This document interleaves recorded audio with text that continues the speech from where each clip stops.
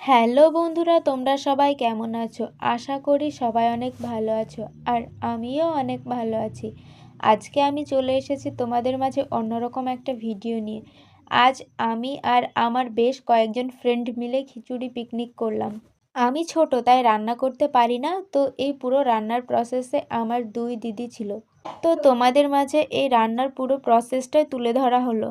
খুব ছোট ছোট করে চিকেনগুলো কেটে ম্যারিনেট করে রাখতে হবে প্রায় 20 মিনিট মতো। তারপর কষিয়ে নিতে হবে। এছাড়াও আলু, গাজর, লাফা, বাঁধাকপি হালকা কষিয়ে নিতে হবে।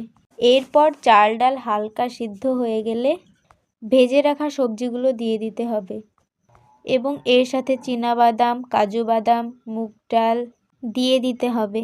এর সাথে আরও কিছু উপকরণ দিতে হবে, যেমন রসুন, পেঁয়াজ, টমেটো, কাঁচা লঙ্কা ইত্যাদি উপকরণ দিয়ে 5 থেকে 7 মিনিট রান্না করে নিতে হবে। 5 থেকে 7 মিনিট পরে দিয়ে দেব মশলা, যেমন জিরে বাটা, মৌরি বাটা, রসুন বাটা, আদা বাটা, ধনে বাটা, দারুচিনি, লবঙ্গ, এলাচ প্রভৃতি। যখন খিচুড়িটা প্রায় 95% হয়ে যাবে, তখন শুকনো লঙ্কা, পেঁয়াজ, কালো জিরে ভেজে দিয়ে দিতে হবে। আরও 5 মিনিট রান্না করার পরে ঘি দিয়ে নামিয়ে নিতে হবে। তাহলেই লোভনীয় খিচুড়ি রেডি। আজ এই পর্যন্তই। আর অবশ্যই তোমরা বাড়িতে এটা ট্রাই করে দেখো।